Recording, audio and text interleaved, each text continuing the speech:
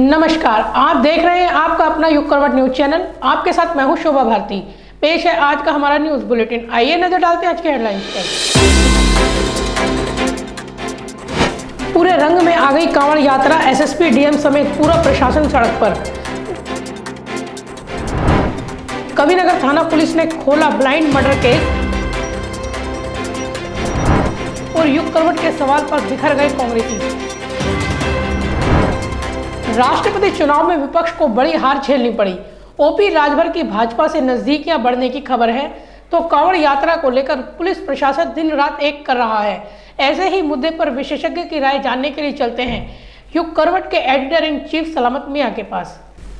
नमस्कार दोस्तों, मैं आशित त्यागी। आप देख रहे हैं युग करवट यूट्यूब चैनल। जैसा कि आप जानते हैं कि समय समय पर गाजियाबाद के स्थानीय मुद्दे हों, प्रदेश की बात हो या केंद्र सरकार से जुड़ी चीज़ें, हम समय समय पर आपके पास विशेषज्ञ राय लेकर आते हैं, आपको नई नई जानकारी, नई नई चीज़ें देते हैं। जैसा कि आप जानते हैं, इन सब चीज़ों पर बात करने के लिए हमारे साथ हमारे युग करवट के एडिटर इन चीफ सलामत जी हमारे साथ होते हैं। सलामत जी, सबसे पहले आपका बहुत स्वागत है। बहुत बहुत शुक्रिया आपको। सलामत जी, राष्ट्रपति चुनाव होकर निपटा है। जिस विपक्षी एकता के ढिढोरे पीटे जा रहे थे वो खोखला निकला, कहीं कुछ नहीं था, खंड खंड बिखर गया विपक्ष। क्या रहा? देखिए, वो तो एक गुब्बारा था, वो तो बिल्कुल उसकी हवा इस साइड से निकल रही थी और चुनाव आते आते वो हवा पूरी निकल गई। और इसमें जो विपक्ष बड़े दावे कर रहा था, उन दावों की तो हवा निकल ही गई। साथ में जो आने वाले वक्त का 2024 का जो लोकसभा चुनाव आने वाला है, उसको लेके भी किस तरह विपक्ष की एकता दिखाई देगी, वो भी इसका भी आभास हो गया है। और जो बड़े बड़े दावे कर रहे थे वो अपने घर को नहीं संभाल पाए, अपने घर में उनके सेंध लग गई। तो मुझे लगता है कि आज के दौर में जो जिस तरह विपक्ष की रणनीति है या विपक्ष अपने आप को दिखाने की कोशिश करता है, वो कहीं उसमें दम है नहीं। और ममता जी ने जिस तरह आगे बढ़ी थी, आपको याद होगा जी, शुरुआत होने की। ममता जी ने शुरुआत करी थी और चुनाव आते आते ममता जी का पता नहीं चला कि वो कहाँ रही। इसमें जो राष्ट्रपति की उम्मीदवार थी, उन्होंने उनसे एक बार बात की थी, उस बात के बाद फिर कोई बात आगे ममता जी ने किसी से की नहीं। तो वो तो एक सब कुछ हवा थी, निकल गई। वो तो उपराष्ट्रपति चुनाव को लेकर भी ममता बनर्जी का बयान आ गया है कि हम लोग वोटिंग से दूर रहेंगे। तो उपराष्ट्रपति चुनाव में क्या यही तस्वीर देखने को मिलेगी? बिल्कुल यही देखने को मिलेगी। और मुझे लगता है इसमें ज़्यादा शायद होता और ज़्यादा क्रॉस वोटिंग हो जाए, क्योंकि जो तस्वीर सामने दिखाई दे रही है वो सभी को लग रहा है कि बस बातों में खेल चल रहा है विपक्ष का, प्रैक्टिकल और ज़मीनी तौर पर कुछ नहीं है। और उपराष्ट्रपति चुनाव में भी यही होगा, जो जिस तरह के अब हमने राष्ट्रपति चुनाव में देखा। और कहीं कोई विपक्ष की जो भूमिका होना चाहिए वो कहीं नहीं है। अच्छा, आपके बीच में लोकसभा चुनाव की बात बीच में, तो क्या ऐसा नहीं है जो कुछ बातें सुनने को ऐसे विपक्षी पार्टी के प्रवक्ता होते हैं वो कहते हैं कि राष्ट्रपति और उपराष्ट्रपति का चुनाव अलग है, लोकसभा चुनाव अलग कर सकता है। जब 24 का चुनाव आएगा तो दूसरी ताकत से होगा, नए मुद्दे होंगे, नई चीज़ें होंगी और ये सब देखने को नहीं मिलेगा। क्या संभव है? बिल्कुल, आपकी बात बिल्कुल ठीक है। जो चीज़ें चल रही हैं उसमें यही होता है। विधानसभा लोकसभा चुनाव में बहुत फ़र्क होता है। और जिस तरह अभी विधानसभा के चुनाव उत्तर प्रदेश में हुए हैं और जिस तरह की तस्वीर सामने आई है, मैं समझता हूँ कि लोकसभा चुनाव में इससे भी ज़्यादा फ़ायदा भारतीय जनता पार्टी और एनडीए को होगा। वो देश का चुनाव है और देश के चुनाव में और राज्य के चुनाव में बहुत फ़र्क होता है।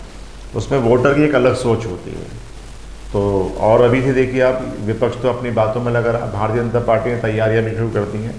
तो विपक्ष जो लोकसभा का चुनाव होगा उसमें और मजबूती के साथ जो है भारतीय जनता पार्टी एनडीए जो है वो मुझे लगता है कि और मजबूती दिखाएगा। तो कहीं किसी राज्य में भी, पंजाब में या हरियाणा में या राजस्थान में या उत्तराखंड में या यूपी में, क्या अलग अलग कहीं पैक्ट होने की उम्मीद है विपक्ष? नहीं, किससे? विपक्ष से आपस में पार्टी जो बिखर गई है राष्ट्रीय चुनाव में, क्या एक होने की कहीं उम्मीद है? कहीं नहीं होगा था, कुछ नहीं हो सकता। जब इसमें नहीं हुआ तो लोकसभा चुनाव में क्या होगा? लेकिन क्योंकि जो है सबको अपना अपना निजी स्वार्थ है, गठबंधन की कोई गरिमा नहीं रख रहा है। अब आप देख लीजिए, उत्तर प्रदेश की बात करें, समाजवादी पार्टी और राजभर जी की पार्टी में क्या है, आज भी राजभर जी एक बड़ा दिल दिखा रहे हैं। और उन्होंने ये कहा कि जब तक तलाक नहीं होगी, इससे किसी से दूसरे से निकाह नहीं करेंगे, दूसरे से शादी नहीं करेंगे। मतलब उनका गठबंधन से तरफ था कि जब तक समाजवादी पार्टी से उनका जब तलाक नहीं होगा, निकाले नहीं जाएंगे, तब तक कहीं बात नहीं। ये एक बड़ी बात है, वरना जिस तरह का सलूक उनके साथ हो रहा है, छोड़ के चला जाता कोई, मैं समझता हूँ शायद चले जाना चाहिए। क्योंकि ऐसे हालातों में भी जहाँ पे बीजेपी का प्रचंड बहुमत मिला, उनके 6 विधायक जीते हैं, उनका अपना वर्चस्व तो है ही। अब उनको लाभ भी मिलना शुरू हो गया है, जैसे ही उन्होंने राष्ट्रपति चुनाव में जो है वो वोट किया तो उनको वाई सिक्योरिटी मिल गई। तो कहीं ना कहीं उनका आज एक बयान भी आया है, मीडिया ने उनसे पूछा कि जो आपको वाई सिक्योरिटी मिली है ये आपको रिटर्न गिफ्ट है राष्ट्रपति चुनाव में भाजपा का साथ देना। तो उन्होंने कहा नहीं जी, मैं तो पिछले 3 महीने से सिक्योरिटी मांग रहा हूँ, 9 FIR मैं करा चुका हूँ, उसके बाद प्रदेश सरकार ने दी। जबकि आपको पता होगा उनके खिलाफ मुकदमे भी हैं। उनके खिलाफ मुकदमे, उसमें कोई कार्रवाई नहीं हुई है। बीच में कार्रवाइयों की बहुत बात चली थी कि उनको अरेस्टिंग की तैयारी हो रही है, लेकिन जब लगा उनके बयान आने लगे तो फिर कहीं ना कहीं वो जो गिरफ्तारी वाली चीज़ थी वो दूर हो गई अब, और आज उनको वाई सिक्योरिटी मिल गई। विपक्ष के हमारे देश में विपक्ष की कमजोरी हो सामने है। अभी आपने 2-3 दिन पहले देखा होगा, केंद्रीय मंत्री प्लस पे रोड पर भुट्टा खरीद रहे थे, 15 रुपये का भुट्टा उन्हें बड़ा महंगा लगा। उन्होंने कहा देश में बड़ी महंगाई है। विपक्ष इस मुद्दे को भी नहीं बना पा रहा है, मंत्री कह रहे हैं कि महंगाई है। नहीं, विपक्ष का असल में बड़ा मैं आपको देख रहा हूँ कि बड़ा उनको एक ये लग रहा है कि किस चीज़ को लेके चलें। अभी कोई मुद्दा ऐसा भी आया है, स्मृति ईरानी की बेटी को लेके कांग्रेस ने प्रेस कॉन्फ्रेंस की है और उन्होंने कहा वो बात चलाती हैं, जबकि अब ऐसी व्यक्तिगत राजनीति जहाँ होगी तो मैं समझता हूँ कि देश में माहौल बड़ा ख़राब होगा। स्मृति ईरानी ने आज प्रेस कॉन्फ्रेंस किया है और उन्होंने करके कहा कि इसके खिलाफ वो बहुत आवाज़ उठाएंगी और कोर्ट भी जा सकती हैं। तो जहाँ पे व्यक्तिगत तौर पे अब विपक्ष के पास इतने मुद्दे हैं, आपने बहुत अच्छी चीज़ शुरू करी है, मैं आपको मुबारकबाद देना चाहता हूँ कि आपने एक विपक्ष को लेके के और सत्ता पक्ष विपक्ष का दोनों को लेके आपने एक कार्यक्रम शुरू किया और हमारे चैनल पे भी आया, अखबार में भी आज आपने दिया है। हकीकत ये है कि जब अपने पर बात आती है तो नज़र चुरा लेते हैं। आज विपक्ष इतनी महंगाई तमाम चीज़ें हाहाकार है, कहीं दिखाई दे रहा है नहीं। अभी स्मृति ईरानी जैसे पे बेटी का मामला ले आए या किसी और चीज़ पर, इससे क्या फ़ायदा है? आप जनहित में तो कुछ कर ही नहीं रहे, इसी का लाभ जो है मौजूदा पार्टियाँ उठा रही है। सस्ती लोकप्रियता पाने के तरीके हैं बस केवल, और कुछ नहीं है। ज़मीनी तौर पे कोई काम नहीं हो रहा है, चारों तरफ हाहाकार मची पड़ी है। अगर जैसे विपक्ष कहता है तो कोई बात ही नहीं करता। अच्छा सलाम जी, कांवड़ चल रहा है गाजियाबाद में, आप फोरम भी देख रहे हैं, अधिकारियों का काम बाकी काबिल तारीफ है, इस पर क्या कहेंगे? हमारे पुलिस प्रशासन के अधिकारी दिन रात लगे हुए। देखिए, गाजियाबाद का जो पुलिस प्रशासन इस समय मौजूदा है, तो मैं आपको बताऊँ कि बहुत उनमें आपस में बड़ा कोऑर्डिनेट अच्छा है, समन्वय है। जहाँ पे पुलिस प्रशासन में समन्वय नहीं होता है वहाँ छोटी घटना भी बड़ी हो जाती है। लेकिन गाज़ियाबाद में मैं देख रहा हूँ कि जहाँ, और आप भी देख रहे हैं कि पुलिस प्रशासन में बहुत अच्छा समन्वय है। तमाम अधिकारी एक दूसरे के साथ कंधे से कंधा मिला के चल रहे हैं, छोटी सी घटना को भी गंभीरता से लेते हैं। कोई आके अपने घर नहीं सोता, रात को जाके टहलते हैं, सब करते हैं। इसी का नतीजा ये है कि वो नज़र न लाए कि हमारे यहाँ शांति है। आज देखिए मेरठ में जो है जिस तरह का वहाँ बवाल हो गया और SP सिटी वहाँ के और CO दोराला वहाँ से भाग के चले गए, गाड़ी छोड़ गए, SP सिटी की गाड़ी तोड़ दी गई। तो ये कहीं, और जबकि वहाँ मौके मौजूद थे, तो कहीं ना कहीं संवाद की कमी थी। अगर वो बैठ के बात करते, लोगों से संवाद कर लेते, तो शायद इशू नहीं होता। जब तक संवाद नहीं होगा, आप मुस्तैद नहीं रहेंगे, तो इस तरह की घटनाएँ होती हैं। लेकिन हमारे यहाँ जो है पहले दिन से, अभी तो जल अभिषेक में टाइम है, लेकिन 4 दिन से जो है पुलिस प्रशासन ने उसको 26 वाले रूप में ही दे रखा है कि भाई 26 को तैयारियां होंगी, उससे पहले लेके चलो। यही कारण है कि लोग जो हैं अपने आसानी से हमारे यहाँ आ रहे हैं, जा रहे हैं। जो आपने अखबार में भी एक दिखाया था कहीं ना कुछ कमियां हैं, आपकी टीम ने, पूरी शोभा ने जाके देखा था, तो उसको लेके भी प्रशासन ने जो है काम करना शुरू करा। तो जागरूक हैं कि जागरूक आना हमारा है, मुस्तैद वो थे तो उन्होंने उस पर असर दिखाई दिया, तो जाहिर है इससे फ़र्क पड़ता है। एक और अच्छी तस्वीर आज देखी है, एजेंसी प्रशासन हमारी हैं, ऋतु सुभाष और एसडी शुभांगी अपने हाथों से फूल बरसा रही है कांवड़ियों। स्वाभाविक है, आज की एक यही तो माहौल होता है, ये माहौल ही तो बनाते हैं। यहीं पे अगर आप बैठ के साइड हो जाइए तो कोई माहौल चलेगा। पुलिस प्रशासन को भी जब जहाँ मैंने आपसे कहना, अगर समन्वय जहाँ होता है वहाँ बड़ी से बड़ी चीज़ भी हम निपटा सकते हैं। दोस्तों, ये आपने सुना राष्ट्रपति चुनाव से लेकर आगामी लोकसभा चुनाव में सत्ता पक्ष और विपक्ष के बीच कैसे घमासान होगा और कैसे भाजपा इसे अपने नाम में ले जाएगी। सलामत जी ने बहुत अच्छी बातें बताई हैं। कांवड़ का समय है, गाजियाबाद में कई रूट बंद हैं, आपसे अनुरोध है यातायात पुलिस का सहयोग करें, जो रास्ते बंद हैं उन पर जाने का प्रयास न करें और आवश्यक ना हो तो घर से न निकले। बेवजह ट्रैफिक जाम लगता है, बहुत लोग परेशान होते हैं। आज के लिए इतना ही, नमस्कार। सलामत जी, बहुत शुक्रिया, थैंक यू। कांवड़ यात्रा अपने शबाब पर आ चुकी है। मेरठ रोड पूरी तरह से भगवा रंग में रंगी हुई है। SSP मुनिराज खुद पैदल गश्त कर रहे हैं। SP देहात रात भर शिविरों में रह रहे हैं। ADME कांवड़ यात्रियों पर फूल बरसा रही है। कांवड़ यात्रा में अब 2 दिन मात्र बचे हैं। मेरठ रोड पर कांवड़ियों की कतारें दिखनी शुरू हो गई हैं। गाजियाबाद पुलिस प्रशासन पर दबाव बढ़ गया है, अधिकारी दिन रात ड्यूटी कर रहे हैं। गाजियाबाद के SP देहात डॉक्टर इरज राजा तो अपने घर भी नहीं जा पा रहे। उनकी रात कांवड़ शिविरों में ही बीत रही है। गाजियाबाद के एसएसपी मुनिराज खुद पैदल घूम रहे हैं। गाजियाबाद के एसएसपी मुनिराज ने बताया कि पूरे कांवड़ क्षेत्र को 4 सुपर जोन और 9 जोन में विभाजित किया गया है। हर जोन की जिम्मेदारी एक सीओ स्तर के अधिकारी के पास है। कांवड़ मार्ग पर 450 सीसीटीवी कैमरे लगाए गए हैं। 200 कैमरे की मॉनिटरिंग लगातार की जा रही है।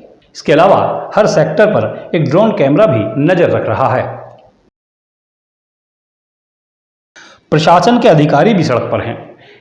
एडीएम प्रशासन ऋतु सुहास और एसडीएम मोदीगर शुभांगी शुक्ला तो अपने हाथों से कांवड़ यात्रियों पर फूल बरसा रही हैं। जनपद का जो कांवड़ यात्रा का सुरक्षा पॉइंट ऑफ व्यू में और ट्रैफिक पॉइंट ऑफ व्यू में जनपद का हमने तो 4 सुपर जोन बनाया था। 4 सुपर जोन का प्रभारी SCSP लेवल ऑफिसर्स कराया है और उसके साथ साथ 9 जोन्स बनाए हैं हम लोगों ने, उसको प्रभारी CO लेवल ऑफिसर्स बनाए हैं। और उसके बाद पूरा कांवड़ यात्रा मार्ग और ट्रैफिक वाला मार्ग सब में हमने CCTV कैमरा कम से कम 450 कैमरा लगाया है। और उसके साथ साथ हम यहाँ मॉडर्न कंट्रोल रूम के माध्यम से कम 200 कैमरा का मॉनिटरिंग कर रहे हैं हम लोग। मेन चौराहे पर मेन जो सेंसिटिव पॉइंट्स है उसको सब हम यहाँ पे कंट्रोल रूम से लगातार 24/7 हम लोग मॉनिटरिंग कर सकते, लाइव दे सकते हैं। उसको हम लगातार मॉनिटरिंग करवाएं। इसके अलावा हर सेक्टर्स पर एक ड्रोन कैमरा का व्यवस्था भी बनाया है। ड्रोन के माध्यम से भी हम निगरानी रखा है। सभी जो कांवड़ का मार्ग में जो भी कांवड़ यात्रा जो श्रद्धालु जा रहा है उसको निगरानी रखने के लिए भी, और जो आर्ट सेंसिटिव प्लेस है उसको निगरानी रखने के लिए ड्रोन कैमरा के माध्यम से भी निगरानी रखा। उसके अलावा हम मैनुअल वीडियो कैमरा भी हर रोड पर मेन सब सेक्टर्स में भी लगा हुआ। हम लोग लगातार जो निगरानी कर रहे हैं जो कांवड़ यात्रा सब कुछ। सोमवार को जल चढ़ाने के साथ ही कांवड़ यात्रा संपूर्ण हो जाएगी, इसलिए रविवार और सोमवार के दिन प्रशासन के लिए चुनौती भरे हैं। ब्यूरो रिपोर्ट, युग करवट। 14 जुलाई को नासिरपुर फाटक के पास एक व्यक्ति की लाश मिली थी। अब पता चला है कि उसकी हत्या की गई थी। ये पूरी तरह से ब्लाइंड केस था, मगर कविनगर पुलिस इसकी तह तक पहुंच चुकी है। 2 आरोपी गिरफ्तार किए गए हैं। अधिकारियों के पीछे खड़े ये 2 लड़के हत्या के आरोपी हैं। दरअसल 14 जुलाई को नासिरपुर फाटक के पास एक व्यक्ति की लाश मिली थी। कुछ समय बाद उसकी पहचान बुलंदशहर निवासी पिंटू के रूप में हुई। उसके भाई ने अज्ञात लोगों के खिलाफ रिपोर्ट दर्ज करा दी थी। पुलिस के पास इस केस में कोई क्लू नहीं था।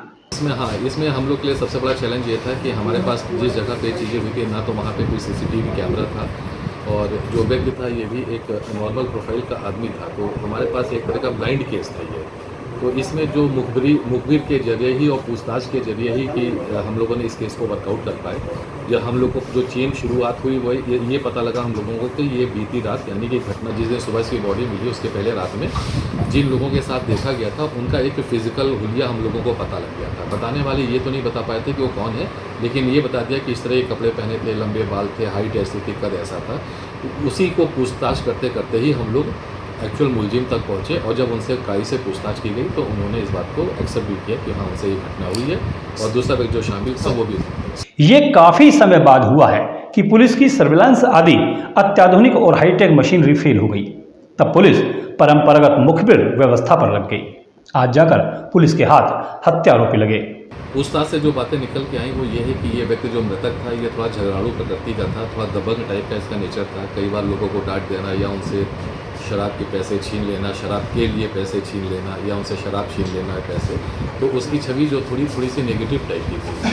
तो ये लोग बैठे अपना ड्रिंक कर रहे थे, उसी में जो भी हल्का सा विवाद हुआ, पहले से इन लोग के मन में उसके प्रति दुर्भावना थी और उसका आचरण भी थोड़ा ठीक नहीं निकल के आ रहा था जैसा कि पूछताछ में निकल के आया था। तो उन्हीं कारणों से उसी द्वेष भावना के कारण इन लोगों ने इस घटना को अंजाम दिया।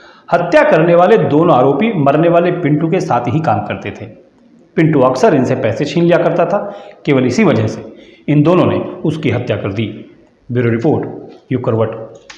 गाजियाबाद के कांग्रेस नेताओं से प्रदेश और केंद्र सरकार पर सवाल करें तो बड़ी बड़ी बातें सुनने को मिलती हैं, मगर स्थानीय समस्याओं पर सवाल पूछ लिया जाए तो कांग्रेसियों के पास कोई जवाब ही नहीं होता। दलित समाज का कांग्रेस ने क्या नहीं किया? भूमिहीनों को भूमि दी, जिनके घर नहीं थे उन्हें घर दिए, इंदिरा आवास के माध्यम से पूरे देश में कितने। गुस्से में हाथ मेज पर मारते ये कांग्रेस के नेता हैं। दलित समाज का कांग्रेस ने क्या नहीं किया? भूमिहीनों को भूमि दी। मीडिया पर सवाल उठाते ये नसीम खान हैं, ये भी कांग्रेस के नेता हैं। सबसे कमजोर दल होने के बावजूद हम आज विपक्ष की भूमिका अखिलेश यादव से आगे बढ़ करके निभा रहे हैं। इस बात को जनता को देखना पड़ेगा। महंगाई के मुद्दे पे कौन बोल रहा है, पेट्रोल के मुद्दे पे कौन बोल रहा है, बढ़ते हुए जो है जीएसटी का जो प्रहार है लोगों को उसको कौन बोल रहा है, डॉलर गिर रहा है उसके ऊपर कौन बोल रहा है, कौन सड़क पर है, रुपया गिर रहा है जो डॉलर के मुकाबले उस पर कौन बोल रहा है। आज गरीब की थाली पर टैक्स लगा दिया, आटे पे गेहूं पे टैक्स लगा दिया, छोटी छोटी चीजों पर टैक्स लगा दिया, इस पे कौन बोल रहा है। इनके झूठ फरेब और अत्याचार के खिलाफ कौन बोल रहा है। गुस्से में लाल पीले होते पूर्व मंत्री सतीश शर्मा ये भी कांग्रेस के नेता हैं। दरअसल इनके गुस्से की वजह युग करवट के सवाल हैं। युग करवट ने पूछा कि योगी राज पर आपको क्या कहना है, तो तीनों नेताओं की बाँछें खिल गईं, चेहरे पर चमक आ गई और लगे लंबा भाषण पेलने। केवल माहौल ऐसा बनाते हैं मीडिया के माध्यम से, जो उनका अपना गोदी मीडिया है, उस गोदी मीडिया के माध्यम से ये दर्शाते हैं कि मुर्मू बना दी अब राष्ट्रपति, क्या अब सारे आदिवासी उनके कहने से वोट देंगे, या जगह जगह प्रदेश में उन्होंने बैकवर्ड के या दूसरे वो बनाए कि वो सब वोट देंगे।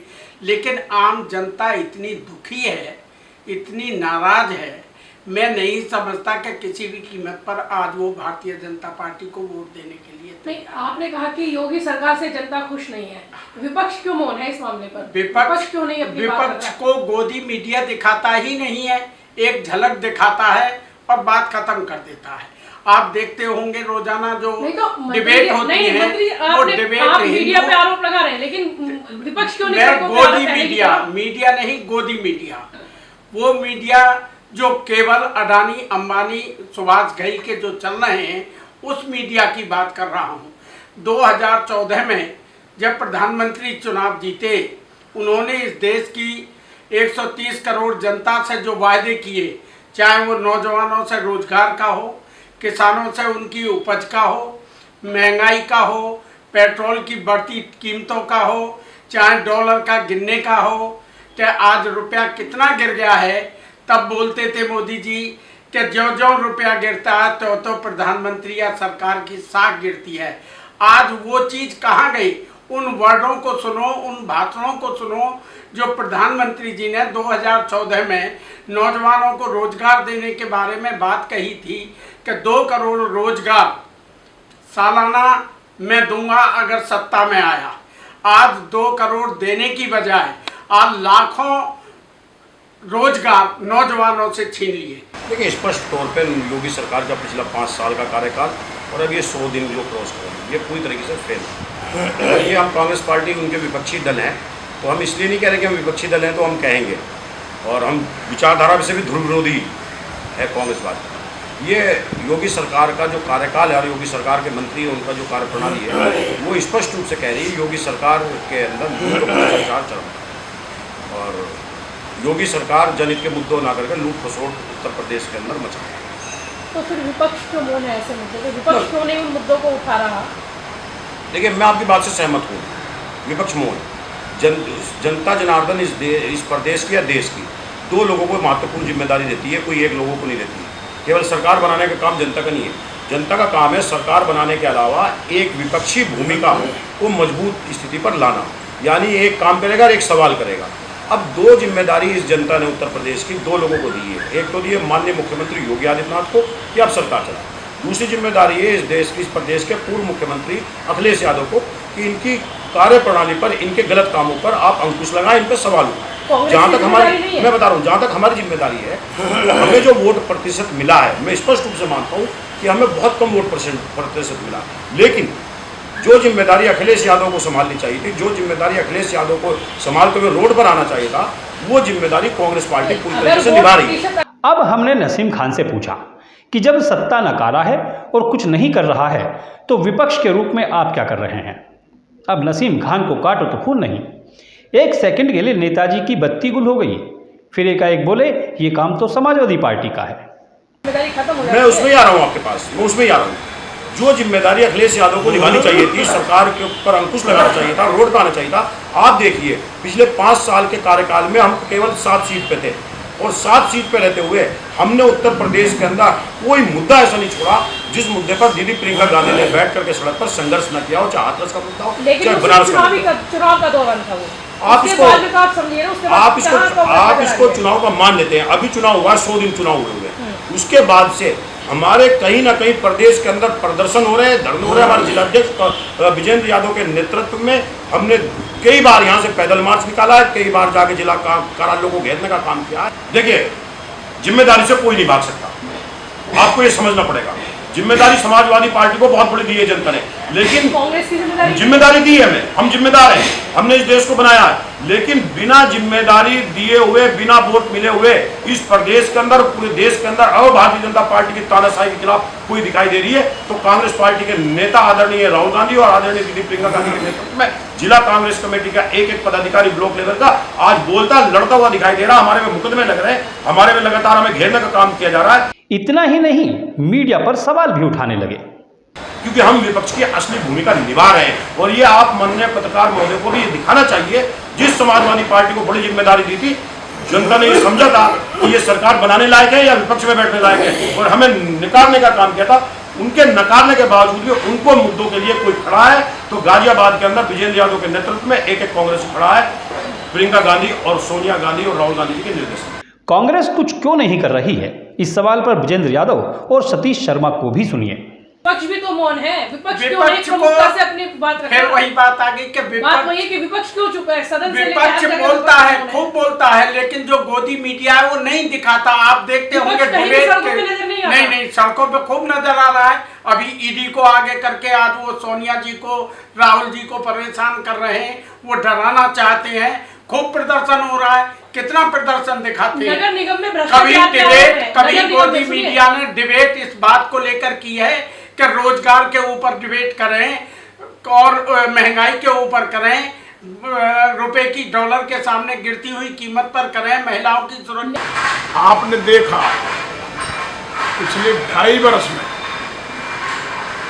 उत्तर प्रदेश के अंदर अगर विपक्ष की भूमिका किसी ने निभाई है तो आदरणीय हमारी नेता श्रीमती प्रियंका गांधी और कांग्रेस पार्टी ने।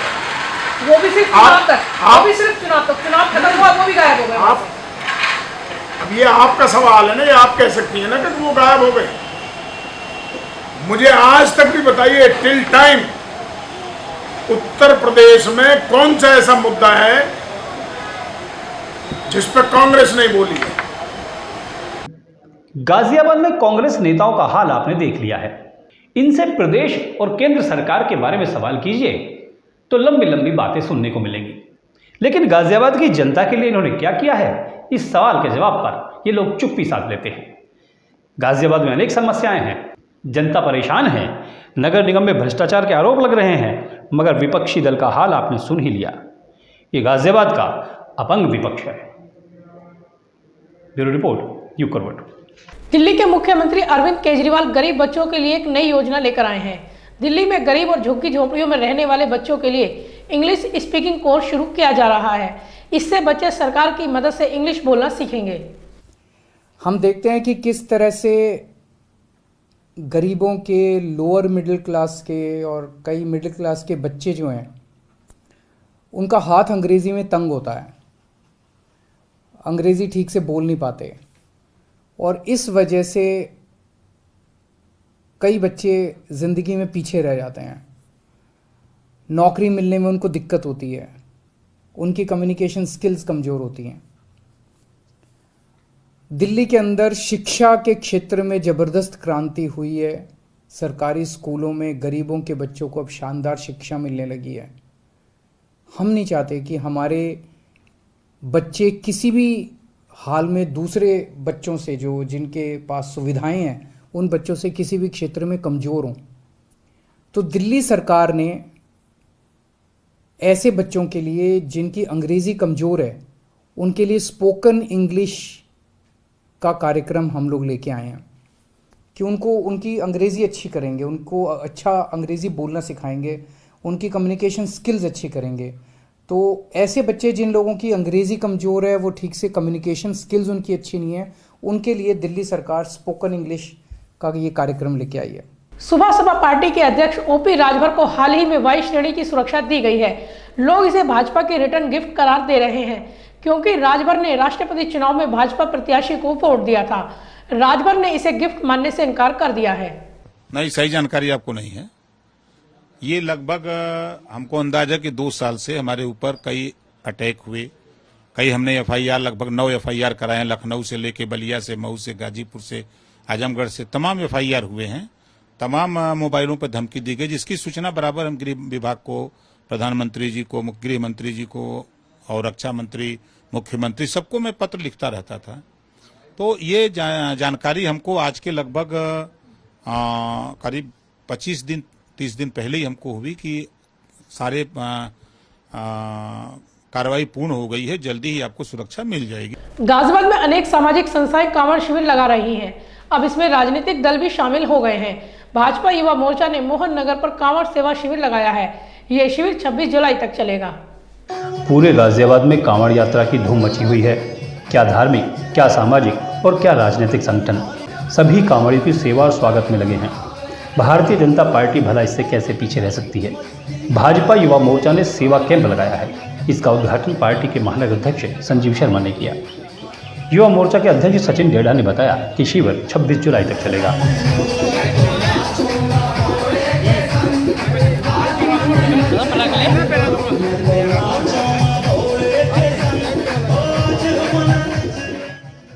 शिविर में कांवड़ियों के लिए खाने पीने की व्यवस्था तो है ही, साथ ही उनको मेडिकल सुविधाएं भी दी जाएंगी। ब्यूरो रिपोर्ट, युग करवट। तो आज के लिए बस इतना ही। गाजियाबाद और देश विदेश की खबरों के लिए देखते रहिए युग करवट और पढ़िए आपका अपना युग करवट न्यूज़पेपर। युग करवट चैनल को लाइक करें, सब्सक्राइब करें और कमेंट जरूर करें। आपके कमेंट हमारे लिए महत्वपूर्ण हैं। नमस्कार।